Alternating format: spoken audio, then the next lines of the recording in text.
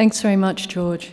I'd now like to invite Mr. Michael Bailey to the podium. Mr. Bailey is Professor of Surgery and President of MATTU from the University of Surrey in the UK, so I was not making a mistake when I called him Mr. And he will be speaking on what is really happening in the UK. Thank you very much. Well, thank you very much indeed, Tonya, and you, John, and I'm most grateful to SAGES for inviting me here. It's been a great pleasure and extremely enjoyable.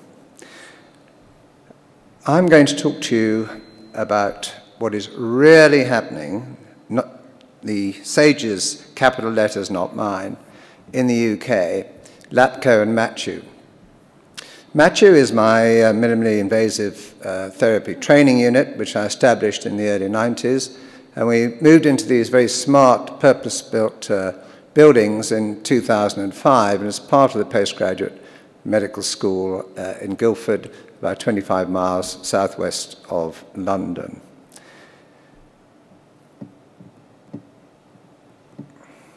The history has been dwelt upon, and I don't want to dwell upon it very much more, except to say in the early 90s there was not very much activity really in terms of laparoscopic colorectal surgery, and certainly not very much that was backed by science.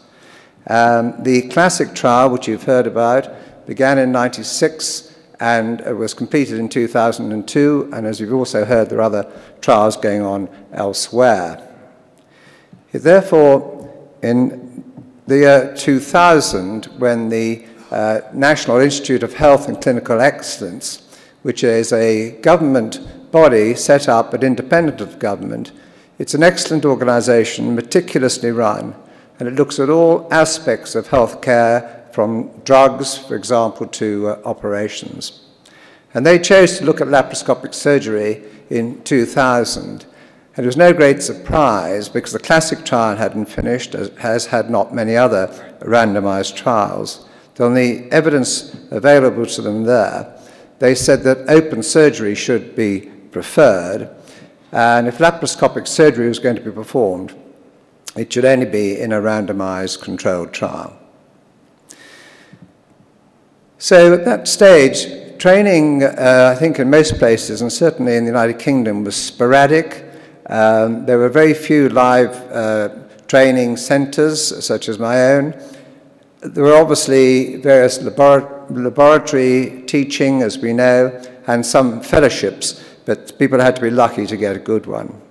So we set up in 2004, between the Association of Laparoscopic Surgeons and the Association of Coloproctology, a joint preceptorship programme. In fact, to start with, there were very few surgeons who were willing to be involved with this as trainers, but in fact, we managed to train a significant number of surgeons. It was their own patients in their own institutions, but probably only about 4 cases per surgeon. But it did prove of some help. Now, with the results of the classic trial and trials elsewhere, NICE decided to reappraise laparoscopic colorectal surgery, which they did in 2006 and looked at everything again extremely closely. And this time, they changed their guidance that laparoscopic and open surgery was suitable for colorectal cancer, but that laparoscopic surgery, quite rightly, should only be performed by trained surgeons. And thereby hung a very big problem, because there really were not that many trained surgeons, and certainly not enough to alter the practice in the management of our patients with this disease. This became rapidly apparent, and again the government decided that they should fund, through the Department of Health and through the NHS National Cancer Action Team, a method of funding the proper training of surgeons who are already established colorectal surgeons. And the object of Lapco was to implement the 2006 NICE advice. And in order to do this, there were 10 centres of established laparoscopic surgery which were created, and in these 10 centres were 16 hospitals shown here. And you can see on this map of Great Britain that this situation only applies to England, not to Wales, Scotland, or to Ireland. And you'll see also that the west of England is rather devoid of laparoscopic surgeons. Just to give you a picture, this is what the statistics were in the year 2008 when Lapco began. And you'll see in quite a number of hospitals, there was really no laparoscopic colorectal activity whatsoever. And indeed, only in the green team were there at least 1 or 2 laparoscopic surgeons with an attached team. Now, when we talk about a Lapco trainee, it's very important for you to understand we're not talking about a surgical trainee. We are talking about an established consultant in a National Health Service hospital. And these are the trainees that I should be referring to. It applies only to England, as I've said. The executive of the particular hospital trust had to sign up to it to allow their surgeons to be trained and therefore not necessarily to be working in their hospital. They had to sign up with Lapco that they would carry through their commitment. And the trainers undertook to train these trainees either in their own hospital, but usually in the trainer's hospital. And the trainees would bring with them their own patients to be operated in the trainer's hospital. And it was anticipated that these trainees, many of whom had laparoscopic skills, would require about 20 cases to become competent.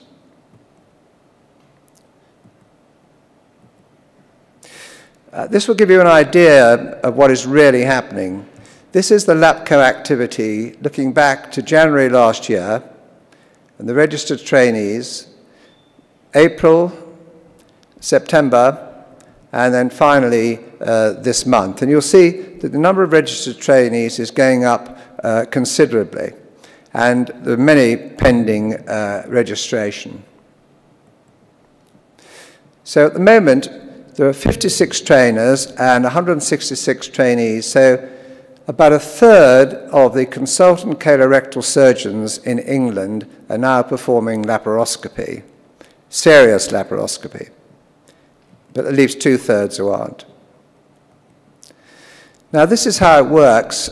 It's been very carefully validated that the trainee is selected, often self-selected, and the trainer looks at their innate ability and through training gets them to a level of competency where they would be signed off or certified to practice on their own.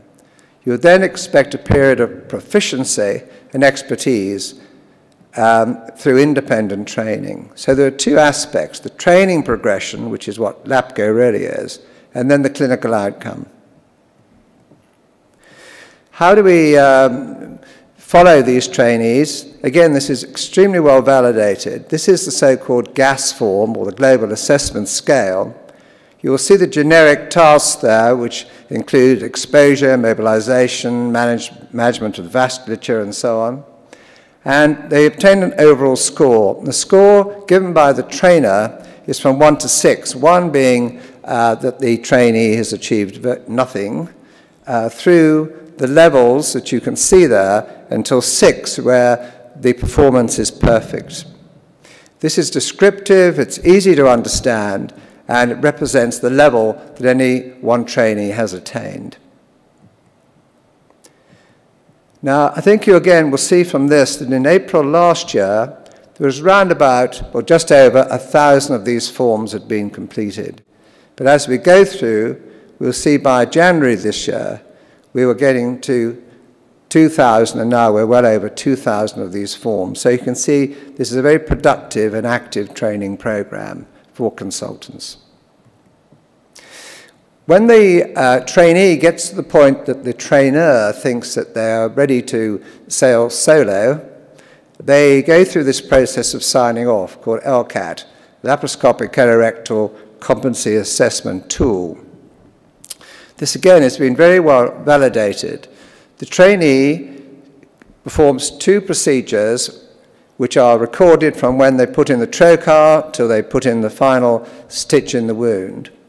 And one for a right-sided lesion and one for a left colon or anterior resection.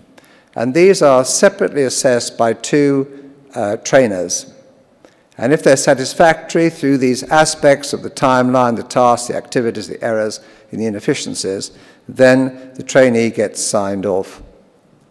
So if we look now where we are with the signing off of the trainees, they're only 18 or 11% invited. So in other words, 11 and 19 have really reached this point, so that's about 30%. And it's projected in the way you can see there during this year, next year, and so on. And this manifests itself in the hospital statistics. Now, I was interested that Mike Parker, who responded to your thing, is actually way out in his estimate, because these are the figures. Before 2006, it was about 5%. In 2008, it had gone up to 18%. 2009, 23%. And in fact, between April and October last year, the resection was 34%. And I'm sure since then, it will almost certainly be well up over 40%. And these are well documented by the Department of Health. I want now, if I may, just to speak about another aspect of the Lapco program, which is enhanced recovery, because naturally for the finances of the country, if we can get patients out of hospital more quickly, back into their own homes and back to work, it's a good thing. And so I'd like to speak about this. This looks rather a complicated slide. What it represents is the activity, laparoscopic activity in colorectal cancer, rectal resections, between 2 groups across the whole of England. Those in red do not offer enhanced recovery, those in purple do. And you'll see, as you look at this, as the graph moves to the right, the length of stay reduces as there are more and more of the enhanced recovery programs included. And I'm pleased to tell you that the one which has the fastest recovery is the MATTU. We have 3 dedicated laparoscopic colorectal surgeons who do virtually nothing else. This is Tim Rockall, who I appointed 7 years ago now, who leads the laparoscopic colorectal teams. And these are his figures in several hundred patients as regards his length of stay, which is just about 3 days. The National Cancer Programme, which is, all surgeons have to send in their results to, the mean length of stay is 10.4 days. You're well aware of enhanced recovery, and certainly I won't go through all of this now, but I just want to concentrate on the laparoscopy side of it. And what we're interested in is what of this program, what part of it remains important in laparoscopic surgery? And how can we get better laparoscopic outcomes? And finally, is it possible to go to day case, safe laparoscopic colorectal resection? To us, rapid recovery really is exemplified by 2 things. The management of the fluids of the patient, which I think must be optimal, and the analgesia protocol which is used. So in these patients, they do not have any bowel prep, they're not starved, they have a preload, they have an esophageal Doppler which throughout the operation will show their stroke volume. Their oxygen saturation is taken throughout the anaesthetic. And following the operation, they start oral intake straight away and opiates are avoided. We did a study in the MATTU looking at spinal and PCA versus epidural, and certainly in our institution, spinal seems to be the best bet for these various reasons, which I won't go into in any detail today. So the standard anaesthetic would be a general anaesthetic with a spinal anaesthesia, a central line, the esophageal Doppler, and no nasogastric tube.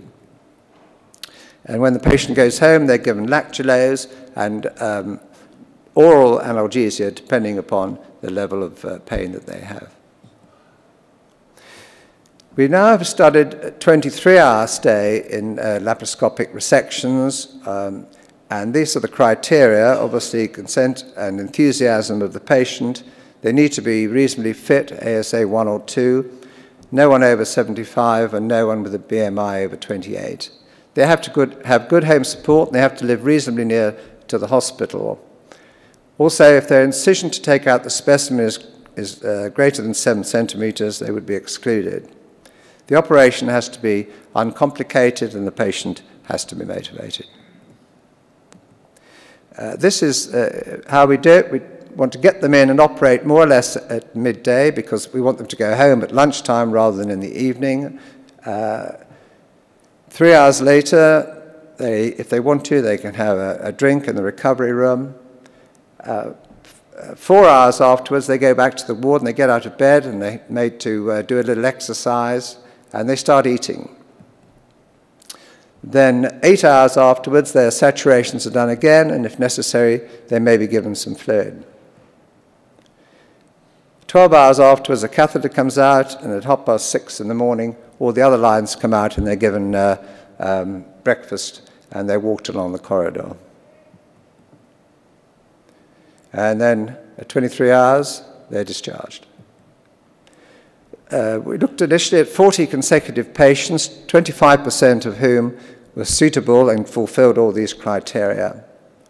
They were all discharged at 23 hours, and none of them had any problems. So the discharge basis is that their pain is controlled satisfactorily, that they're tolerating solid diet, that the abdomen is normal to examination, and that they can walk without any aid. So in this series, and we've done many more since, it's achievable, safely achievable. It's an accurate regime at every point. The Doppler, I think, is absolutely essential to control the volume so you don't overload them. It's, in our hands, spinal anaesthesia, which seems to work best. And this is a lady who's had an anterior resection, who's going home at 23 hours, doing very well. And this man had had a sigmoid colectomy for diverticular disease, slightly chap who obviously likes the camera, so he's happy. And probably just as importantly, as you'll see in the moment, his wife is also happy, and that's one of the most important things. Thank you very much.